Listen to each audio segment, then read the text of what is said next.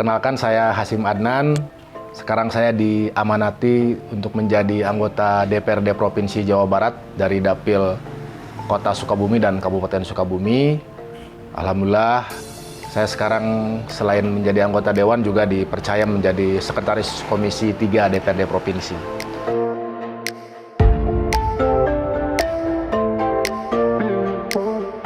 Kebetulan sekarang saya lagi kumpul sama istri saya.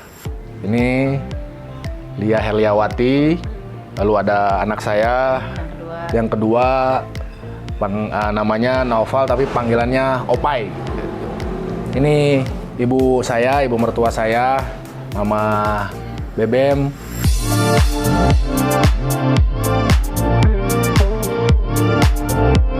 Di partai politik itu banyak kegiatan, banyak masalah tentu saja. Masalah itu dalam konteks permasalahan yang harus saya perjuangkan.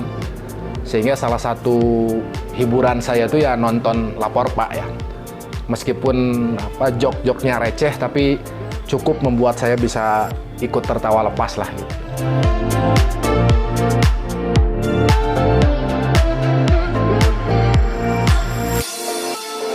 Paling kalau lagi senggang saya main dengan anak-anak. Biasanya sih saya suka menyempatkan makan di rumah. Karena kalau di luar tuh agak susah nyari ikan asin sama jengkol gitu kan. Yang enak-enak, yang berbau sama sambal gitu.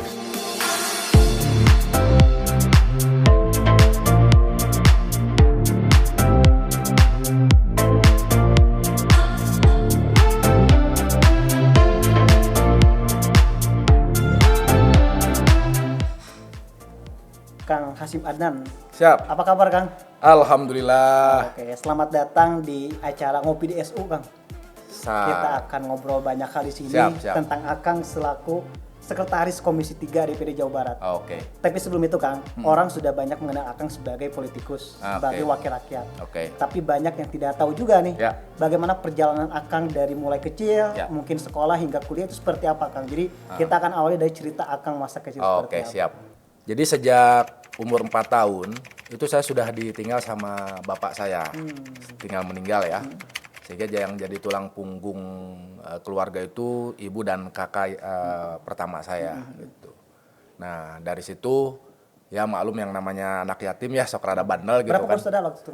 Saya itu total 11, Kang. Akang ke? Saya pangais bungsu, jadi yang ke-10. Ya? Ke-10. Okay. Dari 11, sekarang yang masih ada 5, saya pangais bungsu dan saya satu-satunya anak dari ibu bapak saya itu yang dikuliahkan.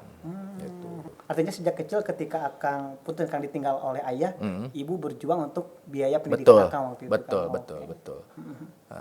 Dan karena mungkin didikan orang tua khususnya di agama sangat kuat, sehingga sejak SD itu seberes SD saya pesantren. Di Tasikmalaya di Manonjaya, di Miftahul Huda Manonjaya. Sebenarnya itu juga keinginan saya gitu. Saya nggak tahu waktu itu motivasinya apa, tapi ada keinginan kuat untuk pesantren. Pesantren gitu. Karena mungkin ingin hidup mandiri lah ya, belajar mandiri, sehingga ketika ditanya sama guru sekolah SD Buniwangi waktu itu tuh mau diteruskan kemana, ketika saya jawab pesantren kagetnya karena saya yang nemnya bagus. Biasanya nem bagus ke sekolah formal. Betul gitu kan. Ke SMP yang SMP. Favorit lah gimana. SD akan di Cianjur waktu itu. SD di Cianjur. Lanjut ke Tasikmalaya. Lanjut ke Tasik pesantren, kurang lebih 3 tahun lebih lah saya di sana, pesantren Salap gitu kan. Itu. Nah, ceritanya ke emak saya sama kakak saya pengen pindah gitu. Nah, pindahnya ke Bogor, ke Darul Ulum. Pesantren lagi. Pesantren Darul Ulum, cuman itu modern. Jadi ada sekolahnya, sekolah formalnya dengan sekolah formalnya. Nah, karena saya tidak punya ijazah sanawiyah gitu. Setingkat SMP ya. Setingkat SMP, saya disarankan untuk ikut ujian persamaan gitu. Dan ikut kelas persiapan. Di Bogor. Di Bogor itu gitu kan. Ya alhamdulillah setelah ikut persamaan dapat ijazah, setelah setahun di sana kelas persiapan saya bisa melanjutkan di kelas 1 aliyahnya lah. Oh, jenjang berikutnya. Jenjang tingkat berikutnya, SMA berarti. tingkat ya? SMA, Oke, tingkat ya. SMA kelas 1 gitu kan. Jadi setahun persiapan, eksperimen istilahnya, kelas eksperimen. Tahun kedua saya masuk jenjang aliyah kelas 1 atau SMA kelas 1. Itu sampai aliyah kelas 2 mau naik ke kelas 3 ceritanya gitu. Saya termasuk santri yang nakal gitu. Bader ya. Bandel. Sehingga ketika mau masuk ke aliyah kelas 3 Iya. oleh pengurus pesantren di sana waktu itu saya diminta untuk tidak melanjutkan di Sekolah itu. di pesantren itu ya. gitu kan. Ya poinnya disebutkan sana mah dikeluarkan lah gitu. Karena bandel gitu kan. Jadi, oh ya. Ya, Sekarang gitu. Karena di pesantren Darul Ulum itu kan ketat, nggak boleh ngerokok, gitu kan, Oke. dan lain sebagainya lah. Saya agak bandel memang, saya suka ngerokok. Iya. Gitulah. Jadi ceritanya, Akhirnya pindah waktu itu. akhirnya pindah ke Cianjur di Tanwiria. Pulang kampung berarti. Pulang kampung ceritanya gitu. Nah di Cianjur menyelesaikan sambil pesantren juga, meskipun istilahnya santri kalong kalau di Cianjur. Bolak-balik karena dekat kan rumah kan. Jadi tidak menetap di situ ya? Tidak menetap. Paling hanya ya sehari 2 hari lah kalaupun itu ada kegiatan ekstra di sana gitu kan. Sekaligus bantu-bantu pesantren gitu kan. Gitu. Itu sampai lulus di Cianjur kan? Sampai lulus di Cianjur sampai kelas 3. Nah, tidak langsung kuliah. Karena waktu itu ibu saya masih belum kebayang biaya kuliahnya dari mana, termasuk kakak-kakak saya. Betul. Sehingga waktu itu saya diminta nunggu setahun lah gitu kan, sambil pengumpulan biaya gitu kan gitu. Oke Kang, sebelum kita lanjut ke pembahasan masa kuliah, kita kayaknya ngopi dulu. Wah, karena boleh, kita boleh, ngopi di boleh. SU nih. Oke. Saya siapin dulu buat Kang nih. Wih, luar biasa ini. Jadi Kang waktu itu SMA tingkat SMA selesai di Cianjur Kang ya? Ya, di Cianjur. Oke. Di Cianjur. Dan belum langsung kuliah waktu itu karena ibu masih mengumpulkan biaya untuk kuliahnya. Oke, siap. Ini kita bikin kopi dulu. Ini kopi Ini asli dari Sukabumi dari Kang. Sukabumi. Wih, luar biasa. Wah, siap. Kopi lokal kita ya. Kopi lokal ya. Memberdayakan. Luar biasa produk nih. lokal. Mantap. Dulu itu Belanda ke Indonesia salah satunya adalah karena kopi. Kopi ya. Menarik memang banyak banyak potensi di negeri kita yang justru diincar oleh negara lain, tanda petik ya. Ya. Disukai oleh negara lain. Oke Kang, tadi kita lanjut, silakan minum Kang. Siap. Kopi Kita di coba SU ya. kita. Bismillahirrahmanirrahim. Enak Kang? Enak. Mantap ya. Meskipun airnya kurang panas. Karena udah dari tadi ya. Tapi jangan panas-panas, kita lagi panas. Baru ditawarin itu. Oke, siap. Nanti kita seduh lagi yang baru. Oh, boleh. Oke, kita kan lanjut Kang. Siap, oke. Tadi Akang selesai pendidikan tingkat SMA, sempat libur ya, tidak langsung kuliah. Ya, mungkin dengan aktivitas jadi 3 lain. bulan setelah saya beres di Tanuriah itu, saya diminta untuk bantu-bantu di Tanuriah. Mengajar. Mengabdi lah. Sebagai alumni waktu itu. Sebagai alumni. Oke. Gitu. Nah, start Akang masuk kampus, kan dengar kan Akang di kampus itu juga menjadi aktivis Kang. Betul. Nah, mungkin cerita awal atau start Akang masuk kampus tahun berapa dan bagaimana waktu itu bermulanya Kang? Ya. Jadi waktu itu keinginan meneruskan ke kuliah itu memang sangat tinggi. Dan itu ya alhamdulillahnya ibu dan kakak juga sangat mensupport gitu kan. Ya. Karena ingin ada, ini jadi cerita kakak saya, kenapa saya dinamain Hasim Adnan gitu. Karena waktu itu ada sosok penceramah gitu. Namanya sama Hasim Adnan gitu. Gagah, pakai jas, ceramahnya keren. Iya.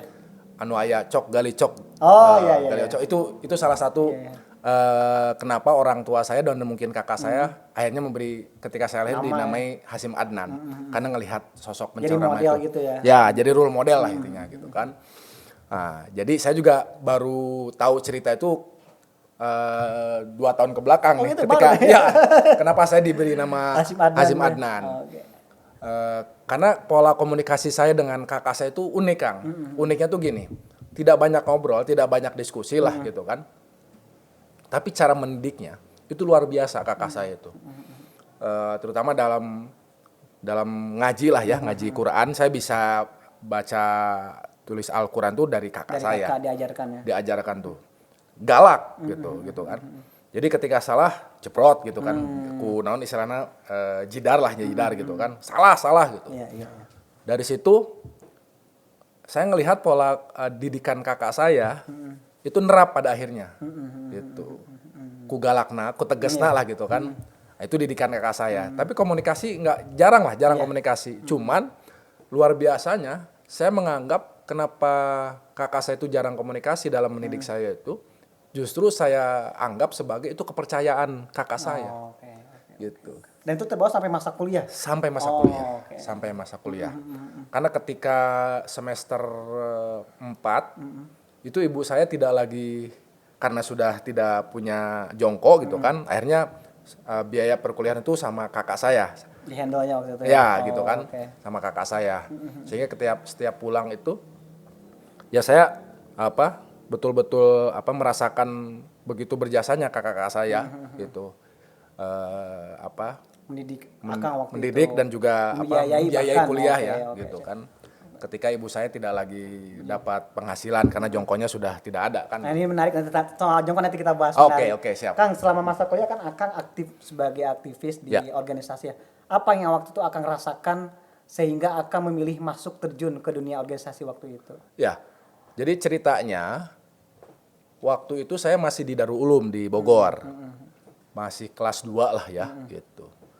Nah, ibu saya kan punya jongko.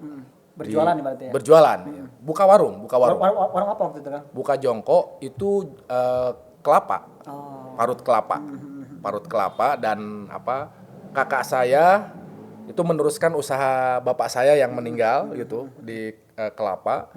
Ibu saya lalu buka usaha warteg, warung nasi gitu kan. Nah, dan warung nasi sambil jualan pakaian ala kadarnya lah gitu kan. Nu penting mah jualan halal lah gitu kan.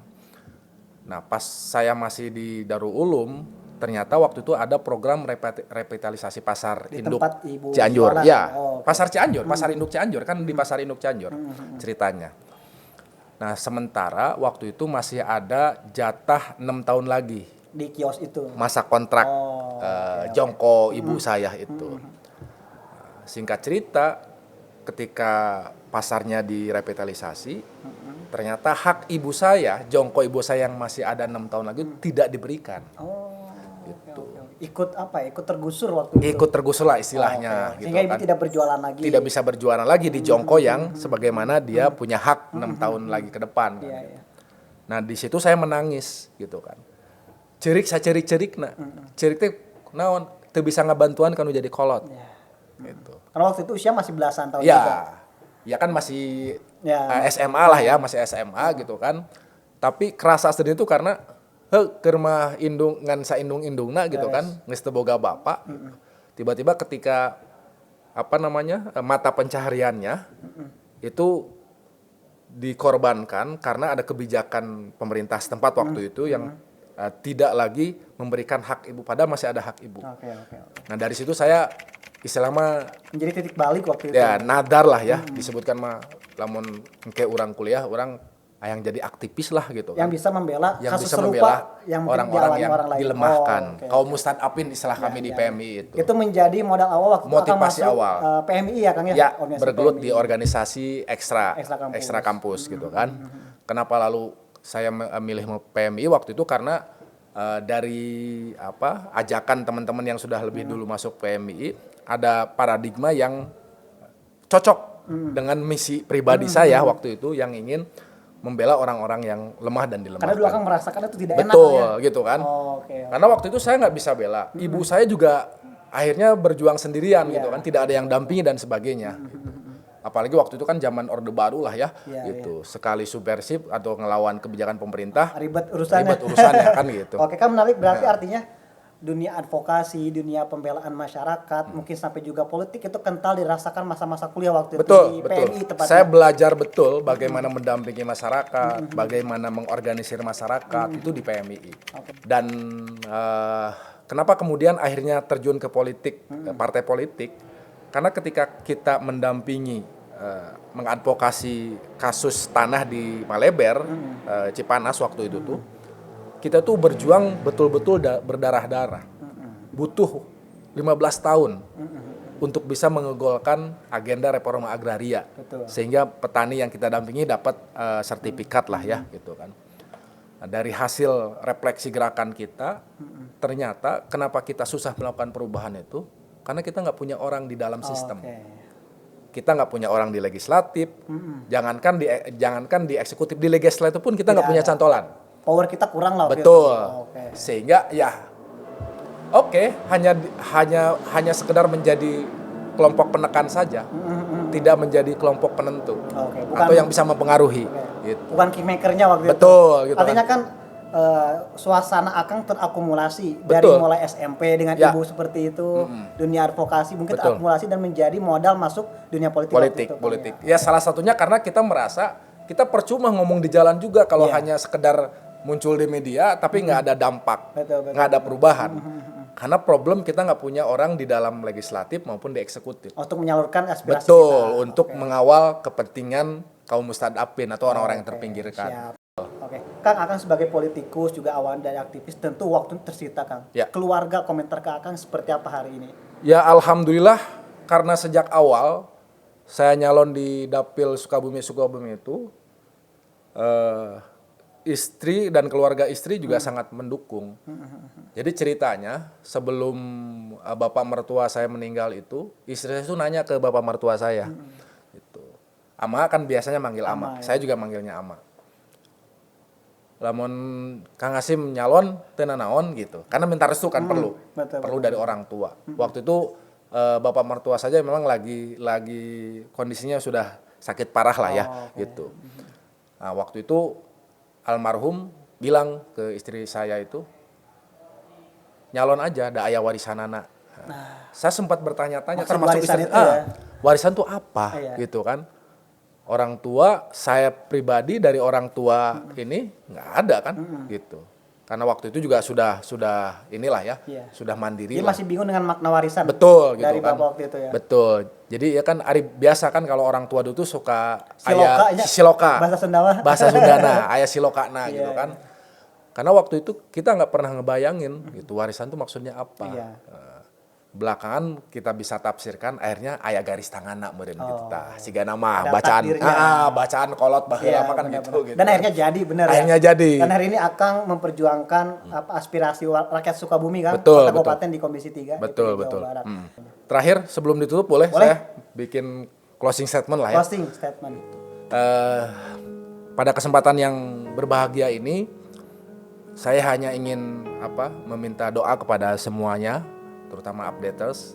Doakan saya semoga menjadi anggota dewan yang amanah, semoga jadi anggota dewan yang istiqomah, terus bisa memperjuangkan aspirasi rakyat, jadi dewan yang selalu sehat walafiat dan selamat dunia akhirat. Hatur nuhun, terima kasih. Wallahumma fiq. Assalamualaikum warahmatullahi wabarakatuh. Waalaikumsalam.